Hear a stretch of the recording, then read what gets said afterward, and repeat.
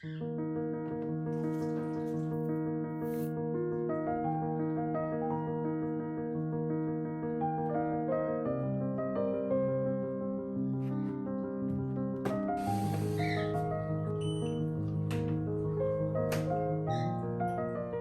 love seeing all the different brands that are getting into the indoor gardening space. There are so many new hydroponic gardens coming out, and a lot of brands are specifically creating affordable, beginner-friendly machines. So far, I've gotten 2 indoor gardens off of Amazon. 2 were great and 2 not so great. So I was curious to see what else was out there. Letpot recently released a new model. It's called the lph-air, and it's a compact, countertop-friendly garden with room for up to 10 plants. They sent it to me to try, and at first, I'm not gonna lie, I was a little skeptical. But since I started using it, I've been really impressed with the design and build quality. Here's what comes with the letpot air. Sponges and grow baskets, these hold the plants in place. I like that these are full-size plastic cages that are interchangeable with the air garden ones. I usually reuse these baskets, so it makes it easier when all of my indoor gardens use the same shape and style of basket.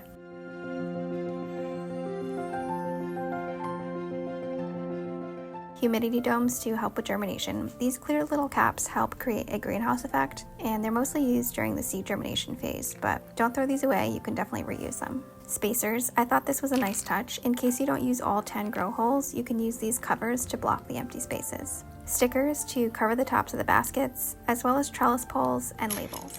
It's always nice when the brands include little accessories like this. I noticed most of the Amazon indoor garden brands do, while the big brands don't.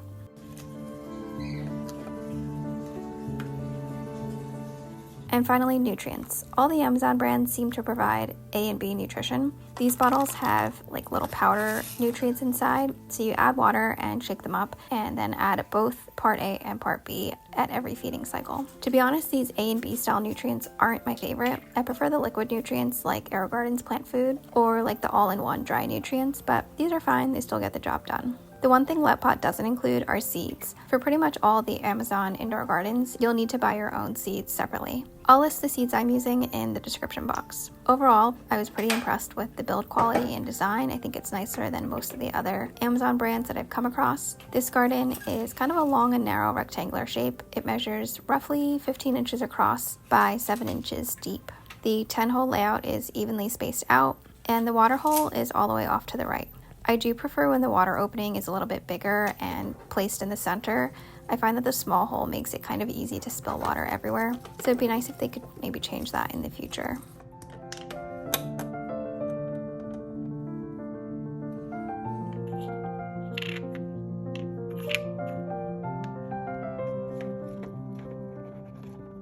There's also a clear window in front, so you can easily check on the water levels. This bowl holds 3.5 liters, which is a pretty large capacity. The reservoir itself is sturdy, and the grow deck fits neatly on top. No gaping, no like flimsy plastic. From a design standpoint, I really like the two-tone color scheme. I think the seafoam green is really pretty. I also like that there's 2 handles kind of built into the bottom sides of the machine. It makes it really comfortable to pick up and hold or move around. None of my other gardens have this. Okay, now on to the LED light. This comes apart in 2 pieces, the stand and the panel. The light controls are placed on top of the light. letpot says it's a 24-watt full spectrum light, which is a pretty decent light strength. For comparison, AeroGarden's entry-level models are 15 to 20 watt lights, so this should be more than enough for growing herbs, leafy greens, and lettuces. The lights themselves seem evenly distributed all the way to the edge of the panel, so those look good. letpot listed the light height at 16 inches, which I was really excited by. Most small countertop gardens only have a 12-inch height capacity, but I think it's actually a little misleading because the actual grow height seems to be about 13 inches. I think they're counting this portion. I'm going to plant some herbs in this. I think it's the perfect size for an indoor herb garden, and with 10 spaces, I can plant a variety of really unique heirloom herbs. So here's how I set everything up for the first time. I always like to start by filling up the reservoir with water. It makes it easier to just go ahead and fill it up instead of assembling your seeds first and then trying to fill the tank up at the end from the tiny opening. I also recommend not overwatering, especially during seed germination phase. As long as the water level reaches the bottom of the sponges, that's enough. I put the grow deck on top and drop in the grow baskets to start assembling my seeds. I'm gonna go with a bunch of different heirloom varieties of herbs. I think it's fun to plant things that you can't get at the grocery store. They did give labels, but I prefer to just write the plant names on the stickers. I find that easiest.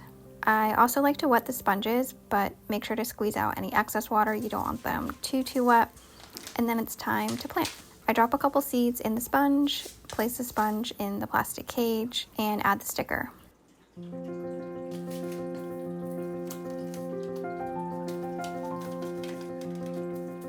Some of the seeds are really small, so you want to be careful, and some of them are really large, so it can be hard to fit too many seeds in the small sponge openings.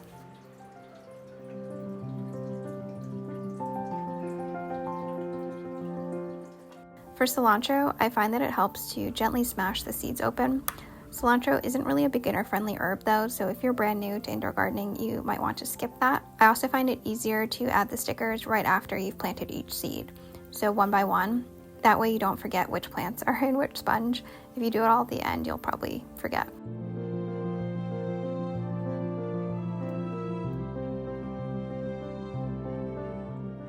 Then attach the light.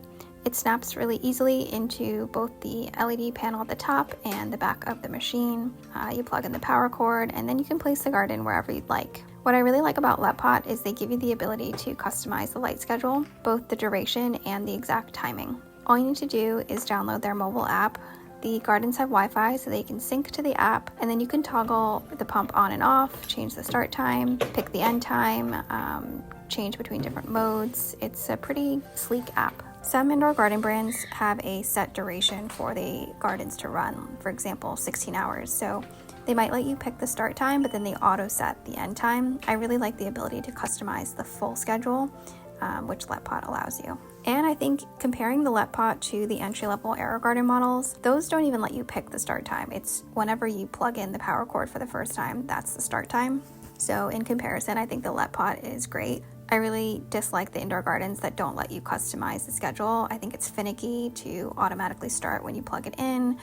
Sometimes I have to unplug things and move things around because I don't have that many outlets. And then what ends up happening is those entry-level indoor gardens run out of sync with the rest of my gardens, which personally I find really annoying. So yeah, that's probably my favorite feature about the letpot models and their app. In the app, you can also test the pump. You can toggle between fruit and vegetative mode, which changes the light colors. I usually just leave it on vegetative. I also like that letpot has a dimmer function. I've never seen that before. Essentially, some people think the lights are too bright, so if they're bothering you, you can turn it down to the lower setting.